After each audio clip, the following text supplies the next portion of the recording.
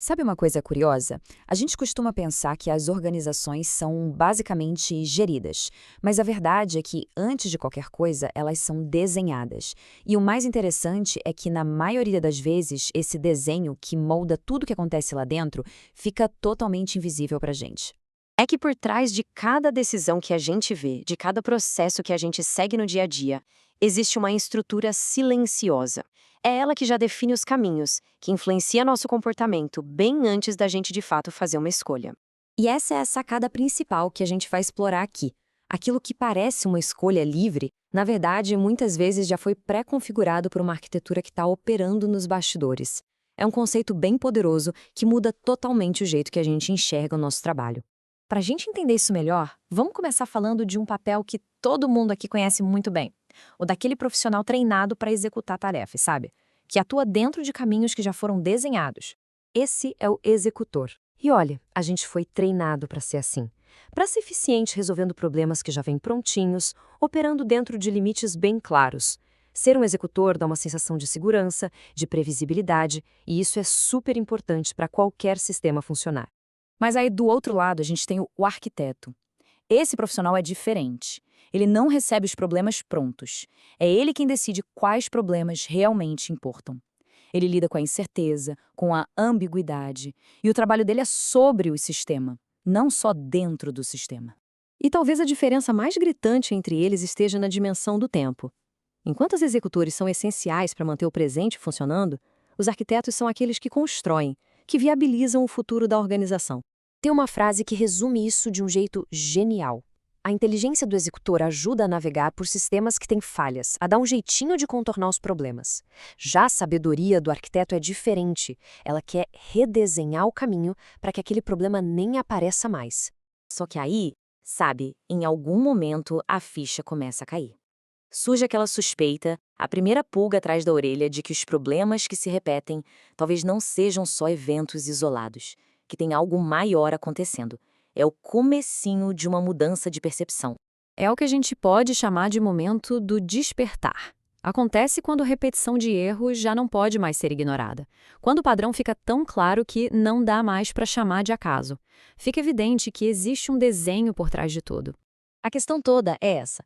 A gente foi treinado para ver os eventos, as coisas pontuais, e não o sistema como um todo.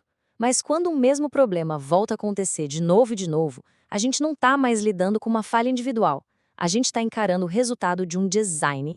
E isso muda tudo na hora de fazer a pergunta. Em vez de ficar procurando um culpado, de perguntar quem errou, a pergunta do arquiteto é outra. O que, na estrutura, tornou este erro provável? Essa mudança de foco, nossa, ela é transformadora. Ok, se a gente entende isso, a pergunta natural é: como é que essas estruturas invisíveis funcionam na prática? Vamos dar uma olhada nas arquiteturas que guiam e controlam o comportamento nas organizações. Então, como exatamente essas arquiteturas invisíveis nos governam? A literatura nos dá dois modelos bem poderosos e contrastantes para a gente pensar sobre isso. De um lado, a gente tem o modelo de Orwell, lá no livro 1984, onde o controle vem pelo medo, pela vigilância constante, pela ameaça.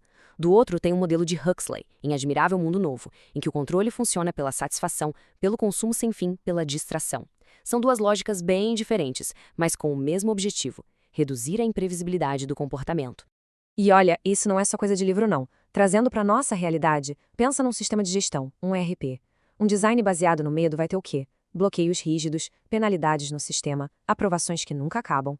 Já um design baseado na felicidade cria fluxos simples, sugestões automáticas, escolhas guiadas. Ele vai nos levando suavemente pelo caminho que foi desenhado. Então, o ponto não é acabar com o controle, de jeito nenhum. Uma arquitetura bem feita, uma arquitetura madura, ela não tira a liberdade. Pelo contrário, ela organiza a liberdade, mas com uma consciência clara dos riscos, deixando os limites transparentes e as responsabilidades bem definidas. E essa jornada toda de percepção, ela leva a gente para um momento de clareza total. É a lua cheia, entende? A arquitetura que antes era invisível, agora está ali, completamente iluminada. A estrutura finalmente se torna visível. E é a partir dessa clareza toda que uma nova identidade profissional começa a surgir. Uma identidade que nasce de uma responsabilidade que é, na sua essência, estrutural. E aí que entra a figura do jurista-arquiteto. É o profissional que entende que o direito não é só interpretar regras, mas sim construir a própria arquitetura das organizações. Ele atua antes da automação para desenhar os sistemas que vão, no final, produzir os comportamentos desejados.